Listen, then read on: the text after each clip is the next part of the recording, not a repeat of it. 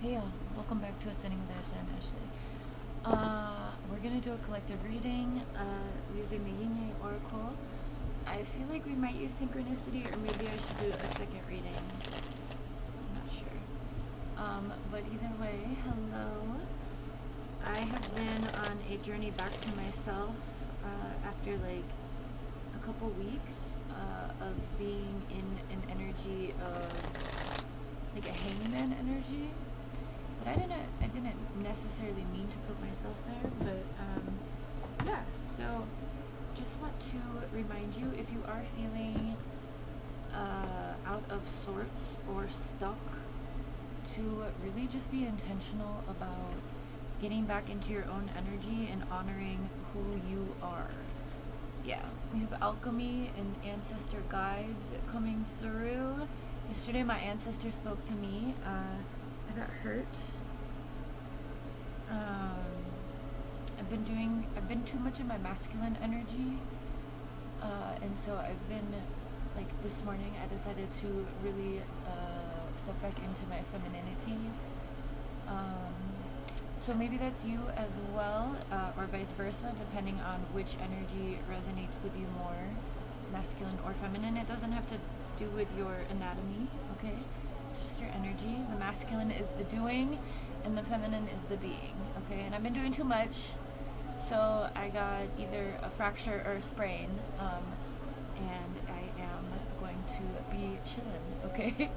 We have spring and seeds. Whatever seeds that you are planting, either materially or physically in this realm, maybe with spring. I know that my seeds, I was just talking about that in one, I don't know what segment that was, but how I have started to be able to identify little seedlings as they come through. And that's really exciting for me. So maybe it is a physical thing for you, or maybe it's just talking about honoring and watering the seeds that you've already planted for yourself, for your own journey, okay? Be open to receiving whatever it is you're asking for, whether that's love, support, abundance, alignment, clarity, whatever that is for you.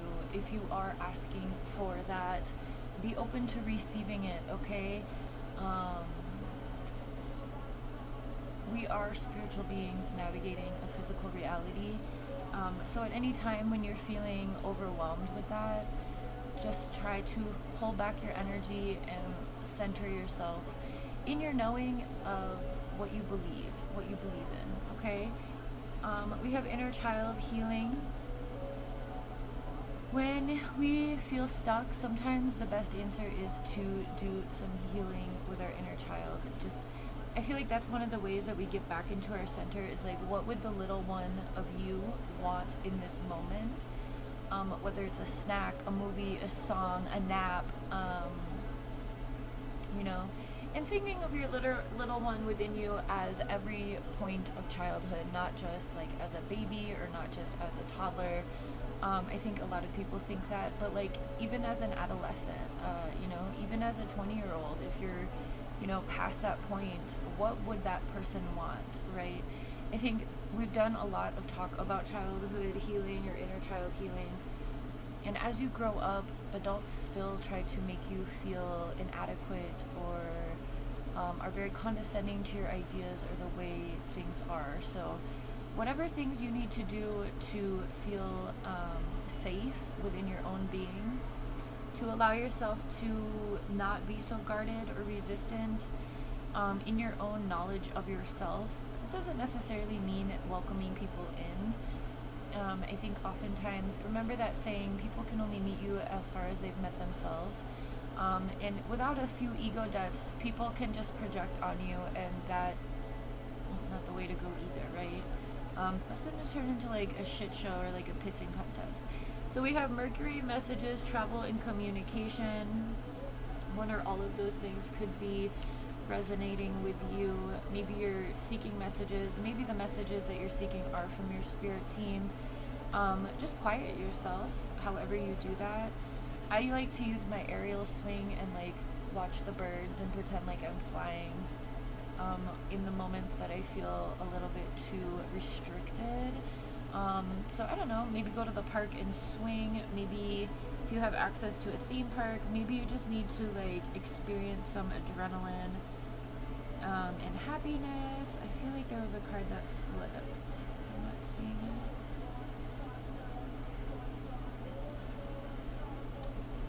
Okay, we have control tactics, and we have reunion soul ties, and we have remember awakening. So, whatever control tactics you've had to navigate, whether it's within yourself or around you, place those boundaries and be, firm in your knowing that that's the right decision for you. Oh, there's the one that was flipped over. Yeah, self-worth and expectations.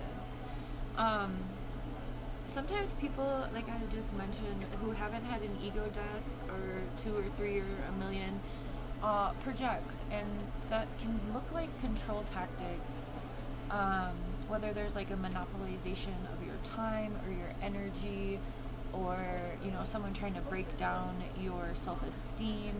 With self-worth and expectations coming out right next to each other after the control tactics, the thing that's going to get you liberated from this control is your own self-worth. Recognizing when you're being treated unfairly, or if you are being treated the way that you haven't treated someone and they're treating you a certain way.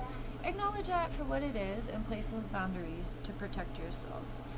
Because as you come into consciousness, you are remembering. You're remembering not only who you used to be on this realm of existence within this body, like your inner child, but you're also remembering your soul. You're remembering what makes you excited. You're remembering the things that make you you, the things that you want, the desires and dreams that you have, right? And when we find that within ourselves, so this reunion soul tie is, the picture is saying that this is someone outside of us, but this could just be your reunion of self. It depends on where you're at in your journey. If you are calling in love, or if you're on this divine union path, be sure to not let false twin flames come in and like take over your energy or things like that. Your higher self activation, your higher self and your inner child and the present you are like the Trinity to me. That's how I think about what was the Father, Son, and Holy Ghost within Christianity. I think of it as your higher self, your inner child, and your present self. That's my spiritual thing. So if that works for you, take it. If it doesn't, don't. It's not something you have to take. I'm just sharing what helps me compartmentalize and understand my own journey.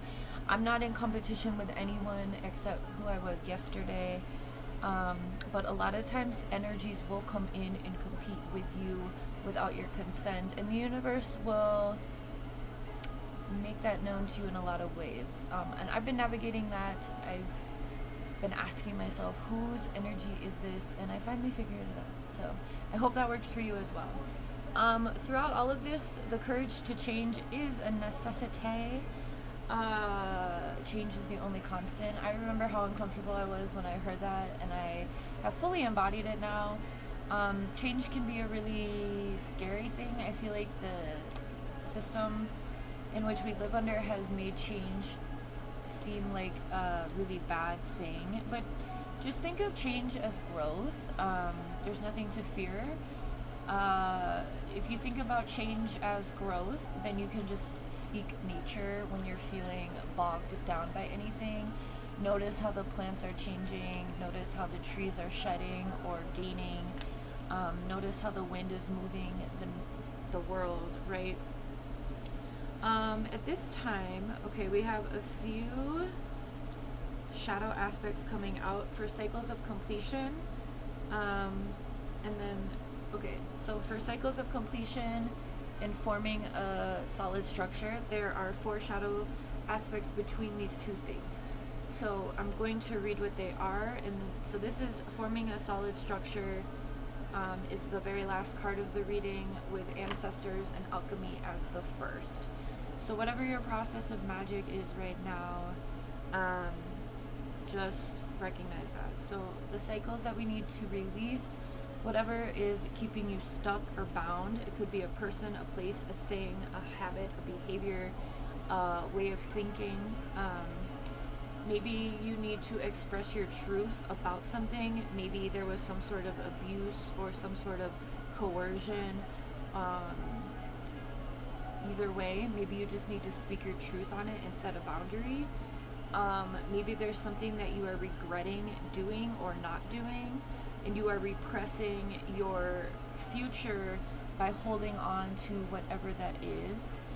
And maybe you're taking some distance or retreat or time out before, to kind of sift through all of this energy in order to build this solid foundation.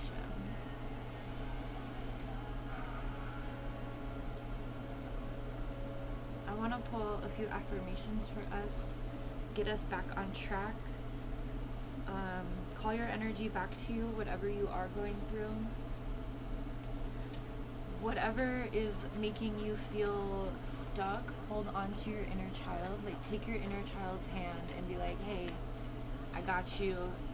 What movie was I watching? Oh, that show Waterfront. There was a scene, I do spoilers. Waterfront is on Netflix right now. There's only one season. But there's a scene when the daughter, who has like drug addiction, cycles and problems or issues. I mean, those are really harsh words. She's an addict.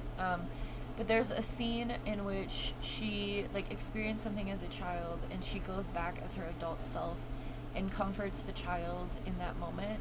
And so that's kind of the process of this higher self, inner child, and your present self. Your higher self is the part of you that is always looking out for you, doesn't have to worry about bills or any of this greedy bullshit. And so your higher self is the one guiding you. That's the person you're in competition with. And it's not even a competition, it's guidance, right? So approach it as such, right? Like, what do I want to do? Who do I want to be? When I think of myself, this is how I feel and know, and this is how I move. So as a present person, how can I do that by also honoring who I used to be and the pain that I've experienced? And the challenges that I'm facing right now, right? So it's finding that balance. All right, so here we have, do your best, never give up, and great things take time. Follow your heart, just breathe, and do what you love. Have a good one.